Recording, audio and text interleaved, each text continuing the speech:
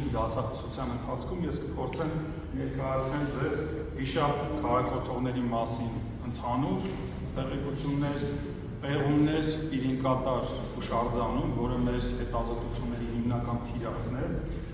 փորձեմ քննարկել թվագրության խնդիրը, որը ամենաբարդն է վիշապաքարերի պարագայում, նրա մշակութային համատեքստը, նշանակությունը եւ անդրադառնալ այն հիմնական թեմաներից մեկին, որը այսօր քննարկվեց, դրա հանրայնացման։ Վիշապ քաղաքոթողների առանձնահատկությունն այն է, որ այն բնորոշ է միայն հայկական լեռնաշխարհին։ Այս տեսանկյունից այն շատ նման է խաչքարի։ Հանդիպում է բարձր լեռնային գոտիներում եւ նախալեռնային գոտիներում։ Արևելյան դաշտավայրում, օրինակ, մենք չունենք վիշապներ, բայց ունենք նախալեռնային գոտիներում մինչև 2000 մետր, 2200, որտեղ կան բնակավայրեր, եւ այնտեղ, որտեղ բնակավայրեր չկան, մինչև 3200 մետր ծովի մակերևույթից։ Դրանք պատրաստված են անդեզիտա բազալտներից, չափերը 1.5 մետրից մինչև 5.5 մետր։ Առայժմ դրանք թվագրվում են 5-րդ հազարամյակի վերջ նախնական ձևերը եւ 3-րդ հազարամյակի երկրորդ կես եւ 2-րդ հազարամյակի վերջ հիմնական ձևերը։ Այս արդյունքը, որ ես ասում եմ, հիմնված է մոտ 50-ից ավել ռադիոածածնային տվյալների վրա, որը ձեռք է բերել մեր միջմասնագիտական թիմը վերջին 15 տարիների ընթացքում։ Հետազոտողները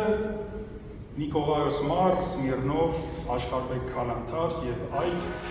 հետազոտության նոր փուլը սկսած 2011 թվականից Երևան, Բերլին, Բերլինի համալսարանի, բացահամալսարանի եւ Վենետիկի Կաֆոսկարի համալսարանի հետ համագործակցության արդյունքում իրականացված հետազոտություններ են,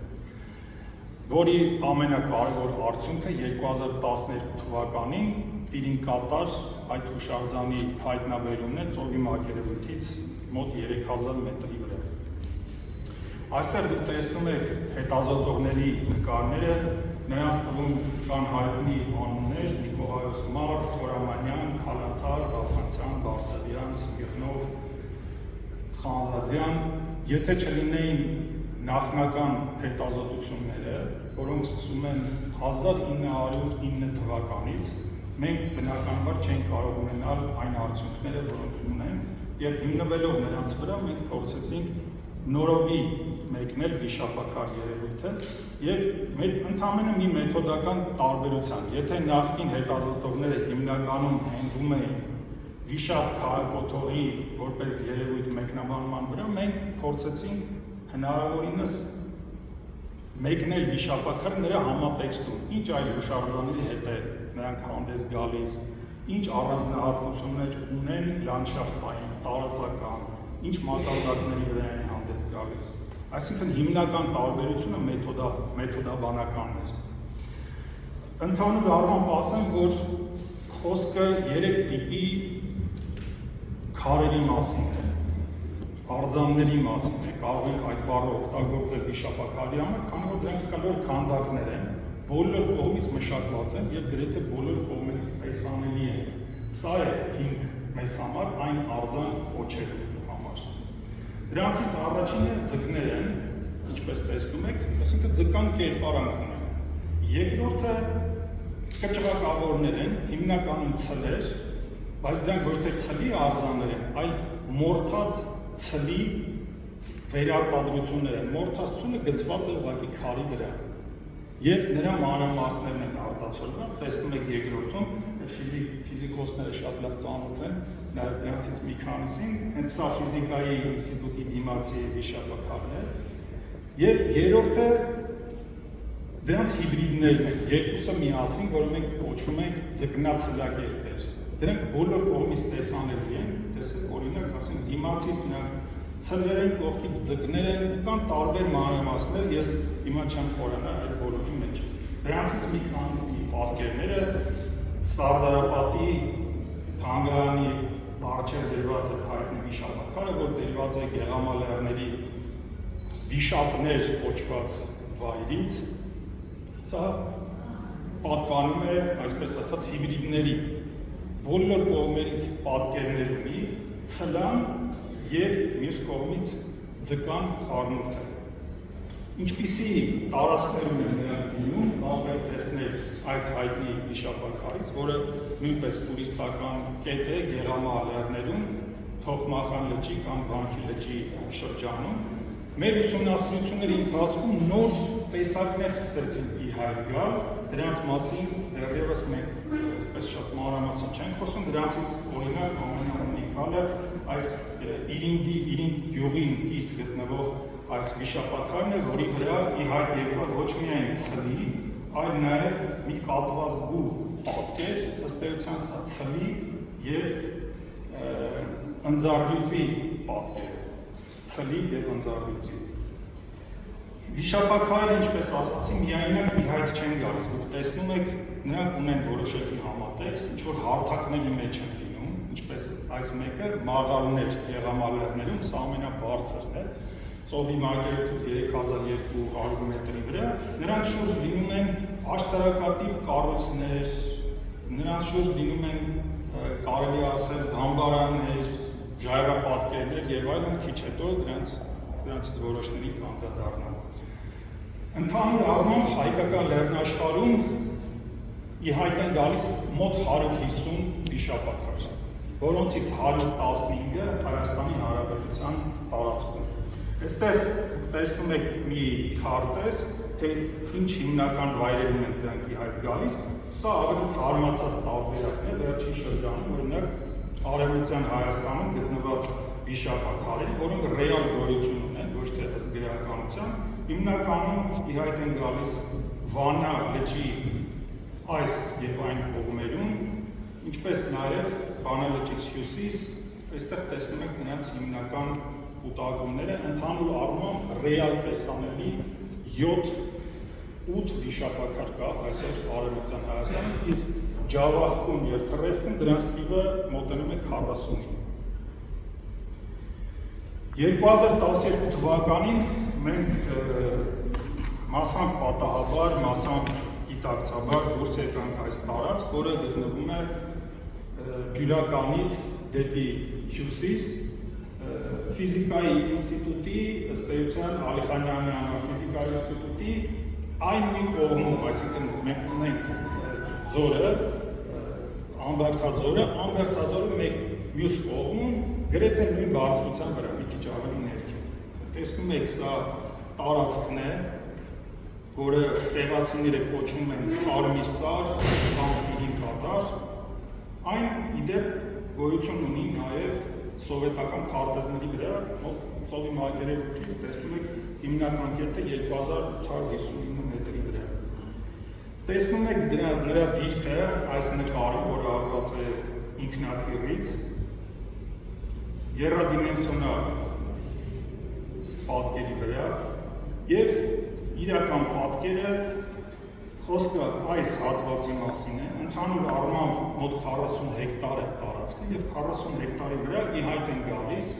12 վիշապաքար, բացի այլ տիպի հուշարձաններից։ Մենք հենց երկրորդ տարուց հայտնաբերման սկսեցինք հնագիտական աշխատանքներ այստեղ և այստեղ տեսնում եք դուք տոպոհանույթը համապատասխան պեղավայրերով, տեսնում եք նաև ինչ միջավայրում է այն գտնվում, տարբեր կողմերից շրջապատված է ջրով, ջրային հոսքերով և վիշապաքարերը գտնվում են դրանցից կամ դրանցից այս կամ այն կողմ, արևելք կամ Դրում մի հետաքրքիր օրինաչափություն է ի հայտ գալիս, ձկնակերպերը կուտակվում են այս հատվածում, որտեղ ջրի հիմնական կուտակումներն են, իսկ ցլակերպերը ավելի կենտրոնական և հարավային շրջաններ հատվածներ։ Այս քարտեզի վրա դուք տեսնում եք տարատեսակ հուշարձաններ, որոնք բացի վիշապաքարերից ի հայտ են գալիս, դրանց թվում տարբեր ժայռապատկերներ, կլոր կառույցներ, հսկայի տներ, պատեր և այլն, տարբեր տիպի հուշարձաններ կան։ Եվ վիշապաքարերը հասկանալու համար անհրաժեշտ է անպայման ելնել այլ հուշարձաններից։ Դրանց ժամանակակից կամ ոչ ժամանակակից միջավայրերը հասկանալու համար։ Դրանցից մի քանիսը ցույց տամ, մեգալիցյան կառույցներ են, որոնք պայմանականորեն կոչվում են հսկայի տներ։ տեսնում եք դրանցից որոշների նկարները տրոնայի։ Դամբարաններ են վիշապների կից, կամ բազմաբջիջ կառույցներ են նրանց կից, կամ ժայռապատկերներ են, ժայռապատկերների թիվը այդքան մեծ չեն, ինչ այժմ 13 ժայռապատկեր է հնարավոր եղել ֆիքսել վիշապաքարերի շուրջ։ Իդեպ այդ ժայռապատկերներից մեկը ի հայտ է եկել հենց վիշապաքարի վրա, սակայն այս այն դեպքն է, երբ վիշապաքարը պետք է ընկած լիներ, որպեսզի ժայռապատկեր արվեր նրա վրա։ Եվ ոչ միայն ժայռապատկեր է արվել, այլ արվել են նաև այլ նշաններ, եւ այդ նշանները կարծում եմ, որ շատ ավելի ուշ ժամանակաշրջանի են վերաբերում, թերևս միջնադարի։ Մի քանի այն վիշապաքարերի պատկերներն ձեզ ցույց տալիս, հիմնականում սրանք մինչև պեղումները կամ նախնական վիճակում, եւ դրանցից մեկը մենք փորձնական փորձեցինք այսպես տվել, երևում է ընդհանրապես մի փոքր հատված, կես մետրանոց քարեր երևում, ենթարկեցինք, որ կարող է վիշապաքար լինել, եւ այստեղ մեր բախտը բերեց, որտեղ իր հայտ եկավ փաստորեն կոնտեքստում իր նախնական վիճակում in situ գտնվող մի ձուկ, որը հստակ կառույցի մեջ էր, եւ նրա շրջապատում հետո տարիների ընթացքում իր հայտ եկող իրականացված պեղումների ընթացքում նաև համատեքստեր դուրս եկան, պարզվեց, որ վիշապաքարը ինչ-որ իրոք կառույցների հետ է հանդիպում։ Իսկ գետեր են, կողքը։ Դրանք ոչ թե գետեր են, այլ մեանդրաձև ընթացող այսպիսի գետակներ են, որոնք եթե դուք գնաք օրինակ հունիսին այնտեղ, նրանք շատ ակտիվ են, օգոստոսին չկան։ Մայիսի վերջ, հունիս շատ ակտիվ են եւ այդ ջրային կոդը վիշապի ակնհայտորեն երևում է։ Այո։ Ուղղակի կապ ունի ձուկը ջրի հետ, նաեւ այլ տեսանկյունից հետո գուցե հարցի ձևով անդրադառնամ։ Այլ վիշապաքարերի պեղումները ուղղակի շատ արագ ցույց տան, յուրահատուկ վիշապներ են ի հայտ եկել, ենթադրենք օրինակ այս մեկը երկրորդը ցլի պատկերը եւ փոքր ցլիկ է դուրս գալիս նրա բերանից օրինակի համար կամ այս մյուսի պեղումները sense արագ անցնեն, ինչ որ կառույցի համատեքստում է, ինչ որ հարթակի մեջ է, պատտելուց հետո դուրս է գալիս այս ցլային կամ գուցե եւ ուղային պատկերը կամ ձկները հիմնականում ի հայտ են գալիս, ձկները ի հայտ են գալիս ճահիճների մեջ, օրինակ այս մեկը տեսնում եք ճահճից հանելուց հետո ըստ էության այստեղ խիստ գրեթե անհնարին էր մեղել է, որովհետև ինքը դարավոր ճահճի մեջ էր այսպես մնացել եւ ճահճային այս խոտը անելը չափազանց բարդ էր։ Մեկ այլ ձկնար երկի պեղումները այն տեսնում եք փոքր 2 մետրանոց ձուկ է, որոշակի կառույցի կից է գտնվում, այդ կառույցը դեռևս չեն պեղել։ Ինչ նյութերի հետ է այնի հայտ գալիս, տեսնում եք կարմիրով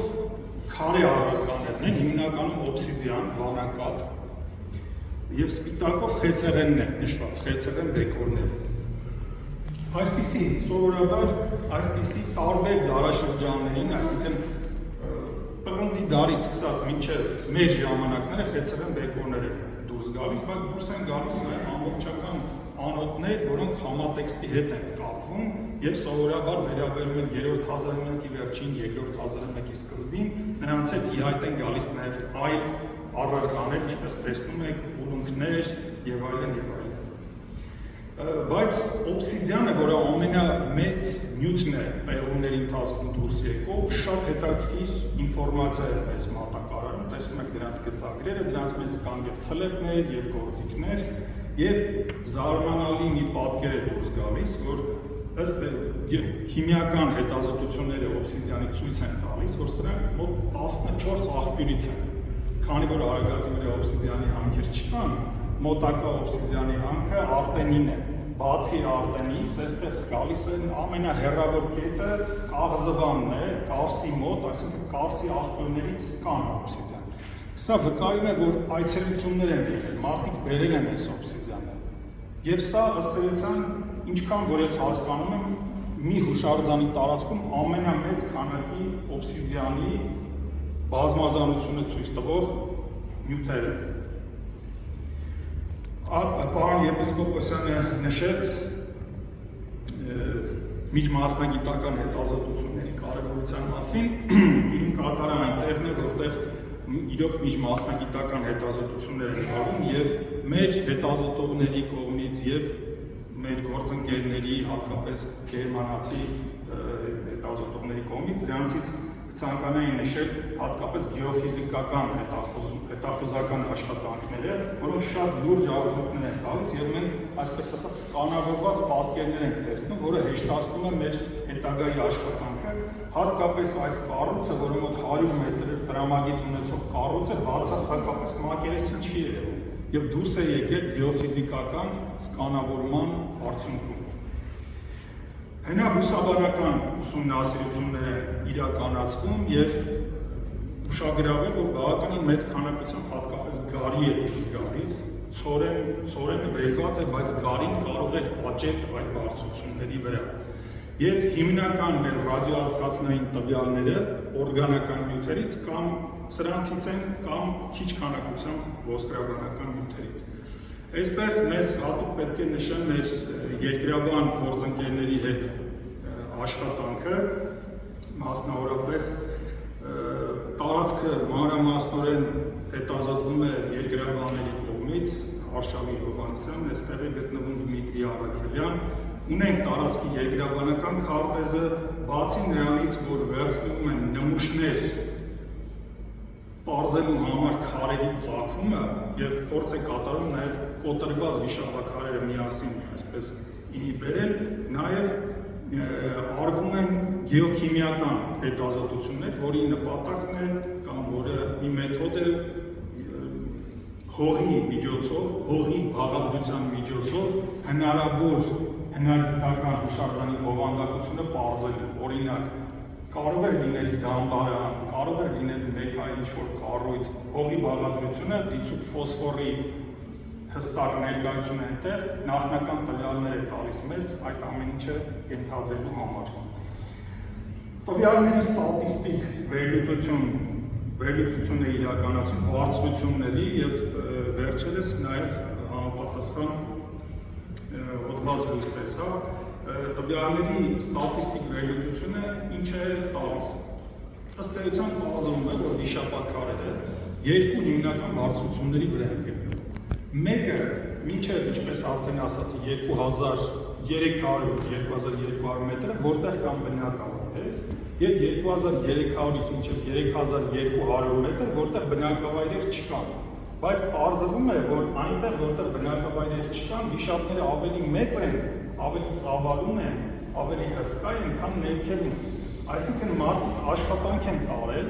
ավելի մեծ աշխատանք են տարել վերևում, քան ներքևում։ Եվ սա արդեն, այսպես ասած, կուլտի պաշտամունքի մի քիչ բնագիտական սահմանում է, որը տվյալ պարագայում պարոն Գուրզադյանն է իրականացրել եւ այսպես ասած բնագիտի տեսանկյունից նայելով այդ երևույթին, որը էապես համապատասխանում է մեր պատկերացումներին։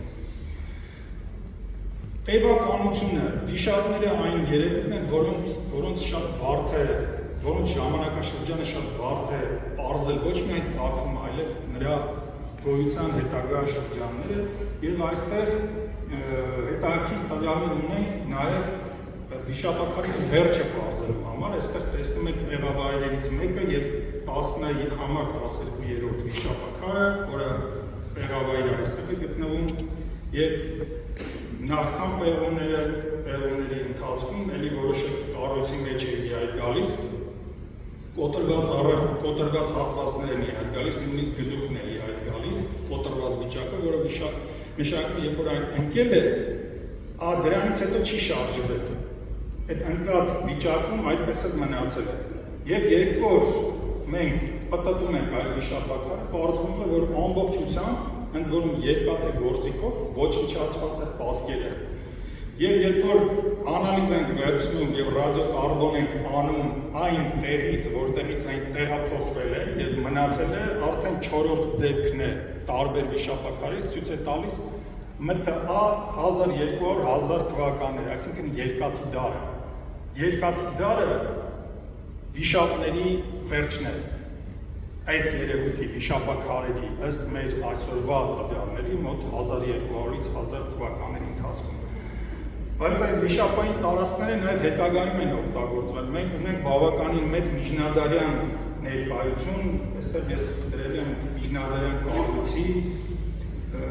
նույնիսկ բյուզանդական ֆոլիսը դուրս եկել, բյուզանդական դրան 11-րդ դարի, միջնադարյան խեցել են նոր շրջանի նյութեր, անընդհատ այս հուշարձանը կիրառվել է մարդու կողմից։ Եվ մինչև հիմա էլ այն սրբավայր է, ժողովուրդը կոչում է Կզլ Զիարաթ, որ այսինքն բառացիորեն նշանակում է աղջկա սուրբ, եւ այդ աղջկա սուրբը կառուցված է